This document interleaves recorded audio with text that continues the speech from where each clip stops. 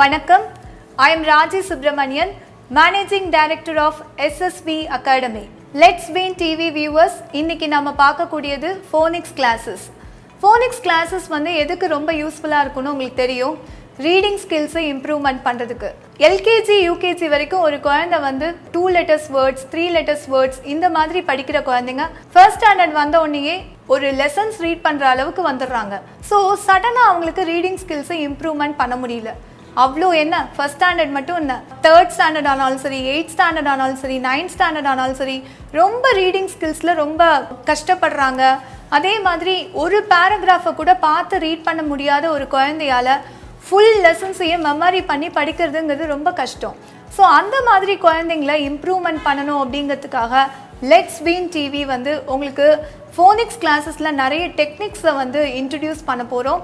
இதில் ஃபர்ஸ்ட் வந்து ஃபோனிக்ஸ் கிளாஸஸ்னால் என்ன அப்படிங்கிறத தெரிஞ்சுக்கோங்க.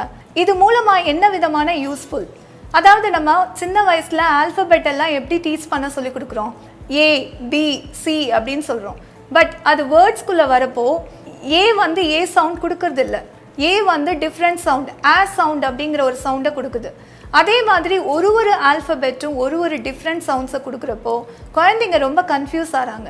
ஏன் அம்மா வந்து டீச் பண்ணுறப்போ ஒரு சவுண்ட் சொன்னாங்க, திரும்ப வந்து வேர்ட்ஸ்குள்ளே வரப்போ அது வேறு மாதிரி ப்ரினன்ஸ் பண்ணுறாங்களே, ஸோ என்ன டிஃப்ரென்ஸ் அப்படின்னு குழந்தையால் கேட்க முடியல. ஸோ இந்த மாதிரி சுச்சுவேஷனில் நீங்கள் என்னென்ன சவுண்ட் எப்படி சேஞ்ச் ஆகுது அப்படிங்கிறத ஃபர்ஸ்ட்டு குழந்தைங்களுக்கு டீச் பண்ணணும். ஸோ ரீடிங் ஸ்கில்ஸை நம்ம இம்ப்ரூவ்மெண்ட் பண்ணணும்னா குழந்தைங்களுக்கு நிறைய விதமான டெக்னிக்ஸை நீங்கள் கற்றுக் கொடுக்கணும். ஃபர்ஸ்ட் வவல் கைட்லைன்ஸ்னு நான் ஒரு 4 வவல் கைட்லைன்ஸை நான் இன்ட்ரடியூஸ் பண்ண போகிறேன். இது ரொம்ப யூஸ்ஃபுல்லாக இருக்கும். இதை ஒரு குழந்தை ரீடிங்கில் கான்சென்ட்ரேட் பண்ண ஆரம்பிக்கிறப்போ தானாகவே இம்ப்ரூவ்மெண்ட் ஆகி வந்துடுவான். ஸோ கைட்லைன்ஸில் ஃபர்ஸ்ட் நம்ம பார்க்க போகிறது, when a word or syllable has only one vowel and the vowel comes between 2 consonants, then the vowel is short. In the basic vowel guidelines la first example not. So n t between la ரெண்டு consonants க்கு நடுவுல ஒரு vowel sound வந்தா அது ஷார்ட்டா தான் இருக்கும். So அதனால இந்த எக்ஸாம்பிள்ஸ் நல்லா நீங்க பார்த்தீங்கன்னா உங்களுக்கே தெரியும். So n o t not. So O வந்து வவல் சவுண்ட் ரெண்டு கான்சனன்ட்ஸ்க்கும் நடுவில் வந்திருக்கு. ஸோ இதோட சவுண்ட் வந்து ஷார்ட்டாக இருக்கும். Second vowel guidelines, when a word or syllable has only one vowel and the vowel comes at the beginning, then the vowel is short. Example on. on பார்த்தீங்கன்னா ஓ sound ஷார்ட்டாக இருக்குது, என் சவுண்ட் on. ஸோ ஒரு vowel வந்து பிகினிங்கில் வந்ததுன்னா so அதோட sound வந்து எப்போதுமே usually ஷார்ட்டாக தான் இருக்கும் அப்படிங்கிறது தான் இந்த வவல் கைட்லைன்ஸோட செகண்ட் கைட்லைன். இப்போ தேர்ட் கைட்லைன் போகலாம். when a word or syllable has 2 vowels, the first vowel is often long and the second vowel is silent. அதுக்கு எக்ஸாம்பிள் பார்க்கலாமா? note. ஸோ பார்த்தீங்கன்னா 2 vowels வந்திருக்கு, O sound and E. So 2 vowelsல first vowel வந்து sound லாங்காக இருக்கும், second vowel is silent, note. So E is silent. So இதில் some exceptions இருக்குது.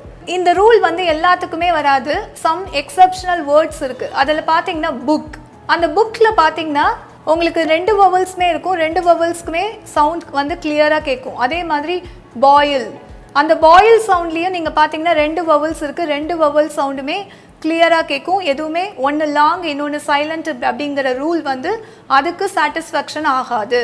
ஃபோர்த் கைட்லைன் போயிடலாம். when a word or syllable has only one vowel and the vowel comes at the end, so the vowel is usually long.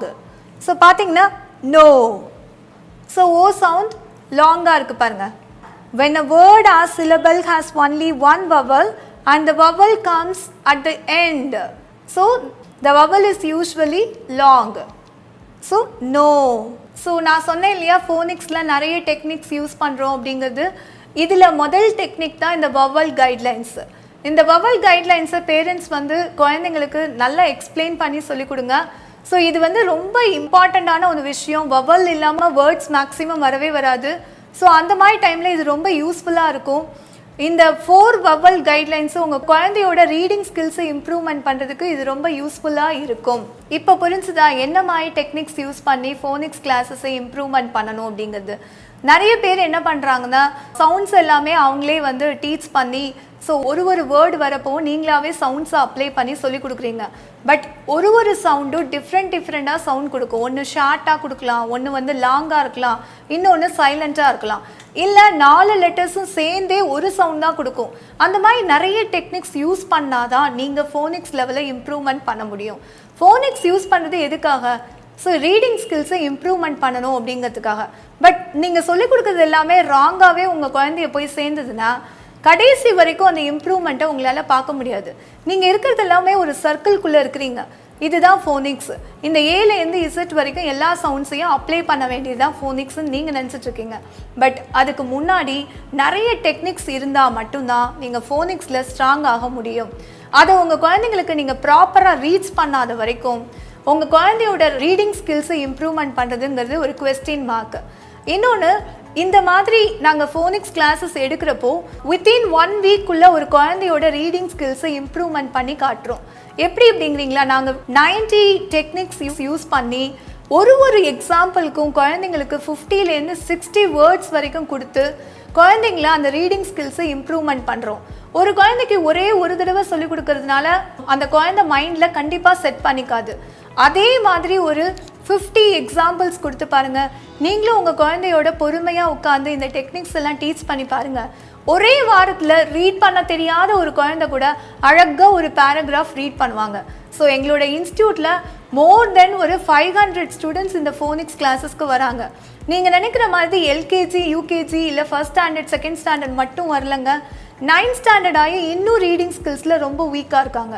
அவங்களுக்குலாம் இந்த மாதிரி techniques ரொம்ப யூஸ்ஃபுல்லாக இருக்கும்னு நினைக்கிறேன். திரும்ப சொல்கிறேன், ஒரு வேர்டுக்கும் நீங்கள் சவுண்ட்ஸ் அப்ளை பண்ணி ரீட் பண்ணுறதுங்கிறது வேஸ்ட். அதாவது 4 லெட்டருக்கும் சேர்த்து ஒரே சவுண்டு கொடுக்குற ஒரு டெக்னிக்ஸும் இருக்குது. அதை பேரண்ட்ஸ் வந்து ப்ராப்பராக லேர்னிங் பண்ணி ப்ராப்பராக டீச் பண்ணுங்கள். அப்போ தான் உங்களுக்கு 100% ரிசல்ட்ஸ் கிடைக்கும். ஸோ சப்போஸ் இதில் ஏதாவது உங்களுக்கு டவுட்ஸ் இருந்தது, என்னை வந்து பார்க்கணுன்னு நீங்கள் நினச்சிங்கன்னா கீழே ஸ்க்ரோலிங் ஆகிற நம்பருக்கு காண்டாக்ட் பண்ணுங்கள், அப்பாயின்மெண்ட் வாங்கிக்கோங்க. உங்கள் பசங்களை இங்கே கூட்டிகிட்டு வந்தீங்கன்னா வித்தின் 1 வீக்குள்ளே நாங்கள் குழந்தைய ரீட் பண்ண வைக்கிறோம்.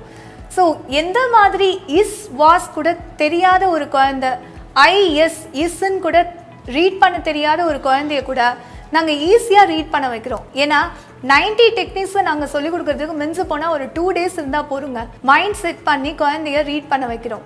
ஸோ ஃபோனிக்ஸ் கிளாஸஸில் நாங்கள் சொல்லிக் கொடுக்குற டெக்னிக்ஸ் எல்லாமே உங்களுக்கு ரொம்ப யூஸ்ஃபுல்லாக இருக்கும்னு நினைக்கிறேன். லெட்ஸ் வின் டிவியை பாருங்கள், சப்ஸ்கிரைப் பண்ணுங்கள், நீங்கள் வின் பண்ணுங்கள். Thank you so much.